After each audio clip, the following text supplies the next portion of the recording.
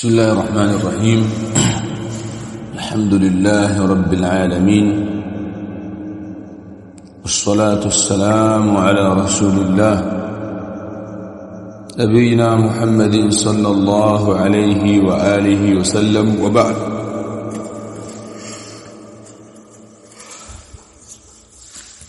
بعدكم حميد الله تبارك وتعالى نكم تكيه سنة سلام أسوة الأنام محمد بن عبد الله صلوات الله وسلامه عليه. نواصل درسنا من دروس مهمة النساء، ambapo leo hii بعون الله تبارك وتعالى tutasoma الدرس 30 somo لا 30. يقول الشيخ حفظه الله تعالى: الزواج العرفي. يقول الشيخ حفظه الله تعالى: الزواج العرفي بلا ولي، ndoa ya kimila inayofungwa bila wali. Zawajun muharramun wa batil, ni ndoa iliyokuwa ya haram tena ya batili. Wadhālika anna almar'ata, na hilo ni kwa sababu hakika mwanamke la yasihhu nikahuha, haisihi kumuoa kwake illa biwaliyin, isipokuwa kwa kuwepo wali wake. Liqauli an-nabiy sallallahu alayhi wasallam, wa qawli yake mtume sallallahu alayhi wasallam: la nikaha illa biwaliyin, hakuna ndoa yenye kusihi isipokuwa kwa wali, isipokuwa kuwepo wali wake. Rawahu Abu Dawud bisanadin sahih, wa huwa madhhab jumhur alfuqaha, na hiyo ndio madhhab ya jumhur ya mafuqaha wa Kiislamu, wanachuoni wa fiqh wa Islam. وهو الصواب الموافق للنصوص, na hiyo ndio kauli yenye kupatia yenye kuwafikiana na dalili. Zawaju al-urfi bila waliyin, ndoa ya kimila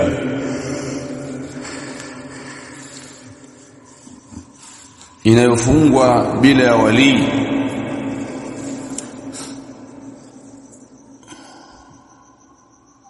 Zawajun muharram,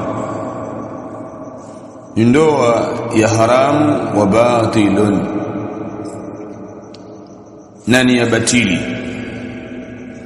Wadhālika anna almar'ata, na hilo ni kwa sababu hakika mwanamke wa Kiislam la yasihhu nikahuha, hapa sihi kumuoa kwake illa biwaliyin, isipokuwa kwa wali wake, kupitia wali wake. Liqauli an-nabiy sallallahu alayhi wasallam, wa qawli yake mtume alayhi salatu wassalam: la nikaha illa biwaliyin, hakuna ndoa yenye kusihi isipokuwa kwa kuwepo wali. Rawahu Abu Dawud bisanadin sahih, amepokea hadithi al-Imam Abu Dawud kwa sanad iliyokuwa sahihi.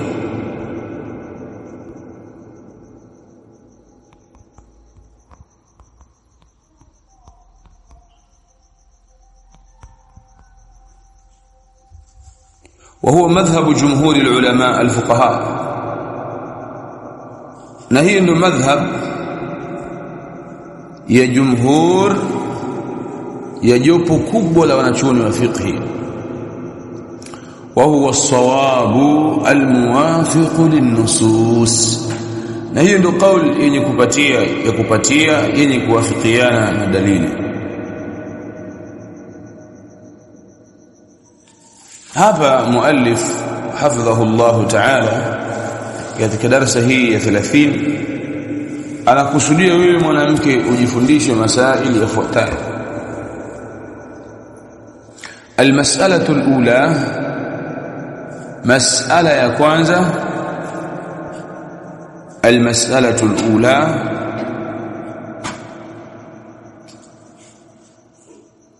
mas'ala ya kwanza ujue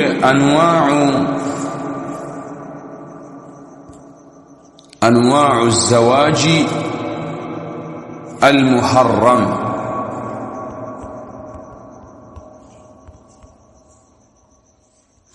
aina za ndoa zilizoharamishwa ambazo hazisihi. Anwa'u az-zawaji al-muharram, aina za ndoa zilizoharamishwa.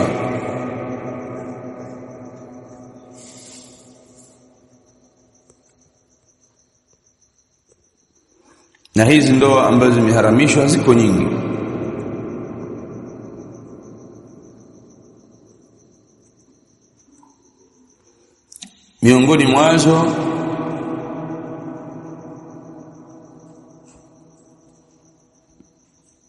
Miongoni mwazo ni hii aliyotaja muallif, az-zawaju al-urfi bila wali, ni ndoa ya kimila inayofungwa bila ya wali, au ndoa ya kiserikali inayofungwa bila ya wali.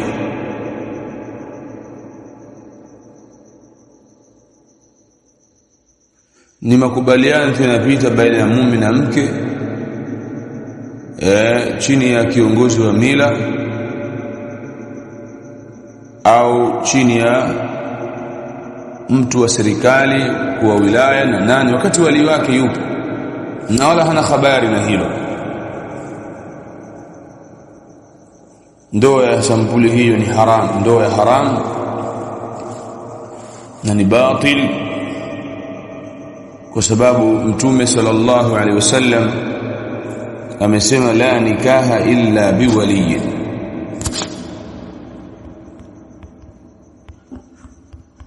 Hakuna ndoa yenye kusihi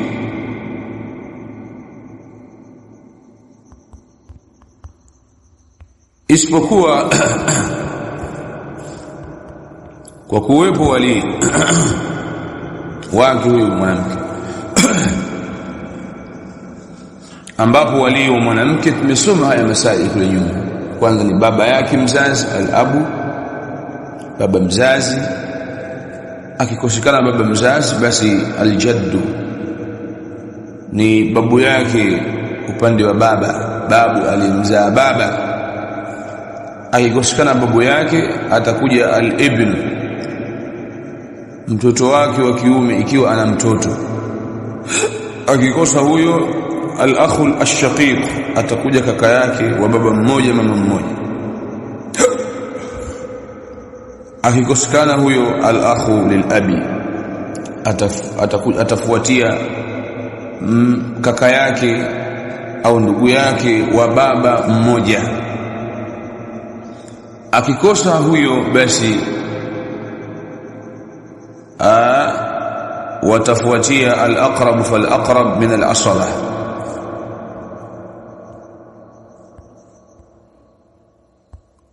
Watafuatilia baada ya hapo al-aqrab fal-aqrab min al-asaba, yani wale watu wa karibu zaidi kati ya jamaa wa ukoo wa kiume.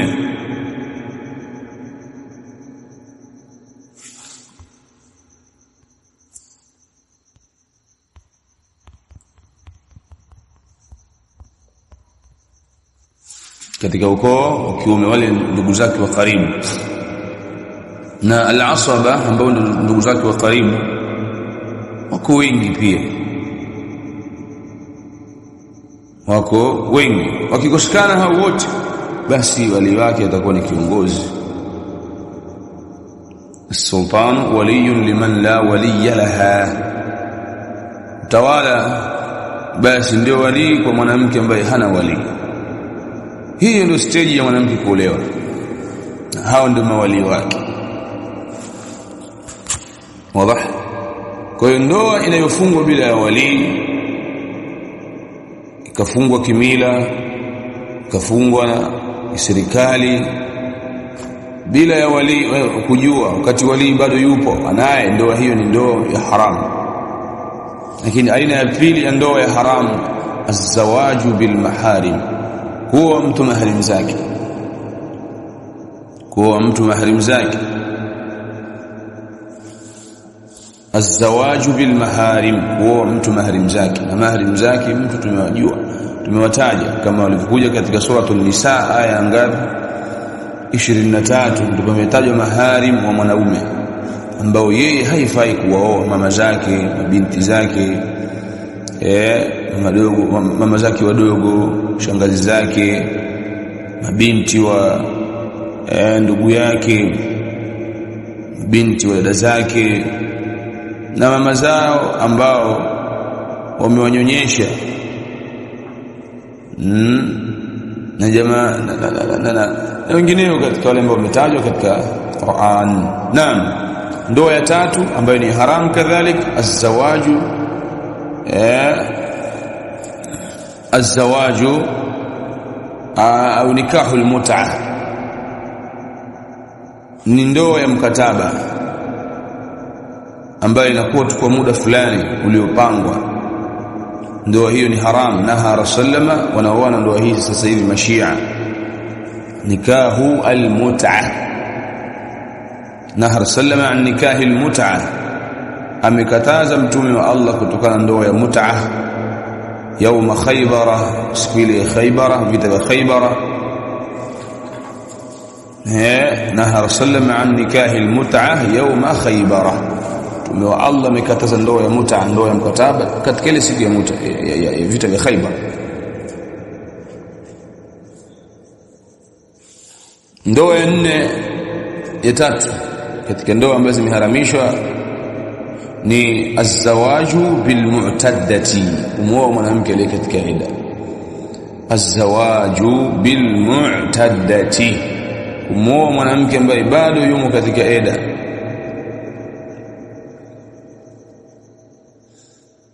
Allah tabarak wa taala amesema katika suratul Baqara aya 235, wala ta'zimu uqdatan nikahi, wala msiweke azma ya kufunga ndoa, ya kuweka kifungo cha ndoa, hatta yablugha alkitabu ajalahu, mpaka eda ifike mwisho wake. Kwa hiyo maadamu Allah amesema wala, na hiyo kataza na fundisho haram, basi muoa mwanamke ambaye eda yake haijaisha ni haram, ni ndoa haram. Na ndoa ya nne, az-zawaju bil mushrikati, kumuoa mwanamke ambaye ni mshirikina, sio kitabia bali mwanamke mshirikina. Allah amesema wala tunkihul mushrikati hatta yu'minna, na wala msiwaoe wanawake washirikina mpaka waamini.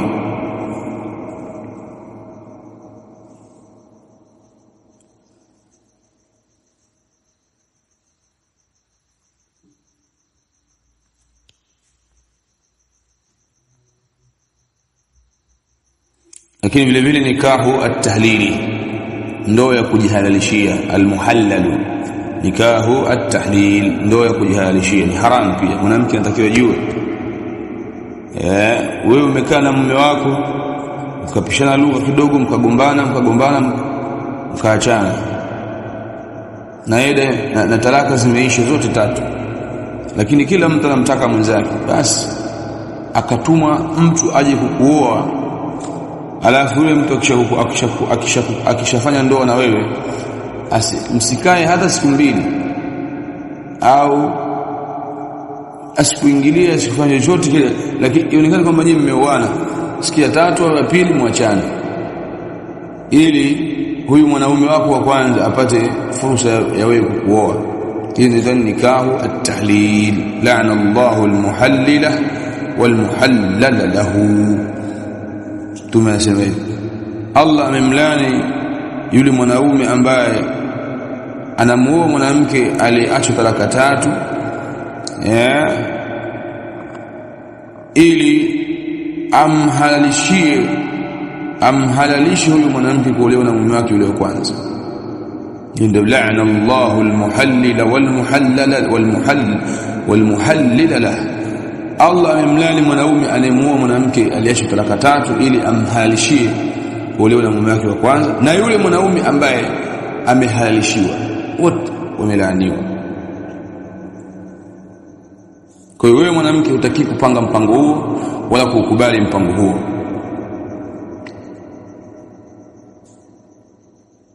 Lakini ile ndio haramu nyingine ni azwaju bila shuhud, kuolewa bila kuwepo mashahidi. Yani ikawa kuna muwali na wali basi, hakuna mashahidi, hiyo ndio ni haramu. Tumesema la nikaha illa biwaliyin wa shahidai adil, hakuna ndoa itakayosihi illa kwa kuwepo wali na mashahidi wawili walioadilifu.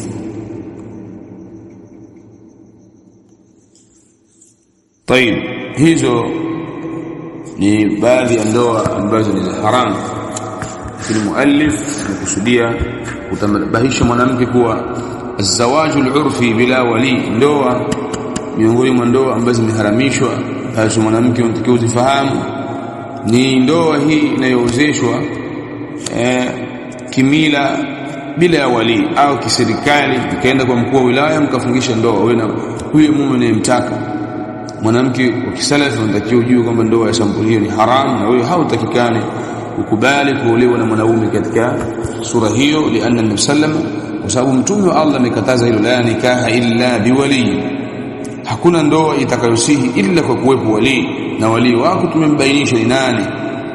Kwa hiyo mwanamke wa kisalafi anashikamana na mafundisho hayo ambayo yamekuja kwenye kitabu cha Allah tabaraka wa taala na sunna za mtume alayhi salatu wassalam. Kwa hiyo ndio tujue kwamba mimi mwanamke wa kisalafi sitakiwi kuolewa na mwanaume yeyote atakayekuwa bila ya kuwepo wali wangu.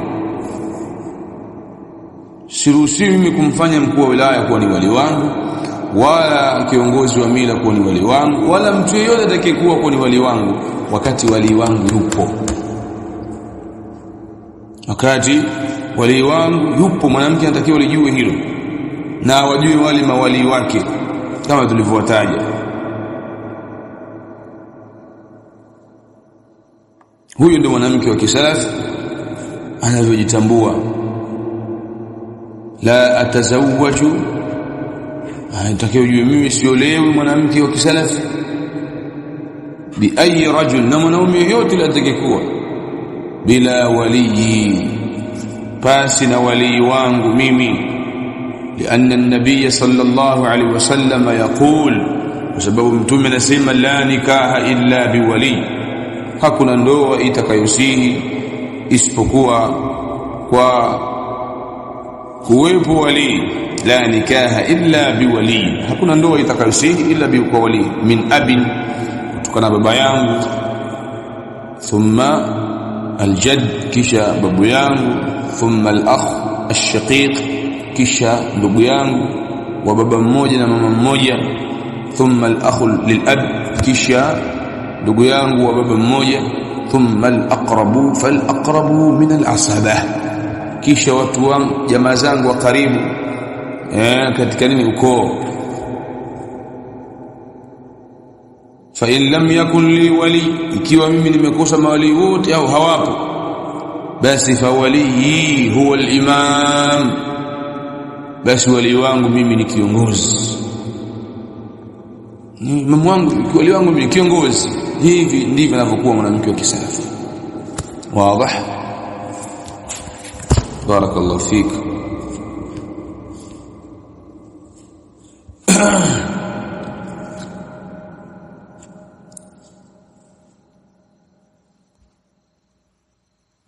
Lakini na ndoa zingine pia ambazo ni za haramu tumezitaja, muhimu uzifahamu, usije mwanamke akajichanganya akajiingiza huko.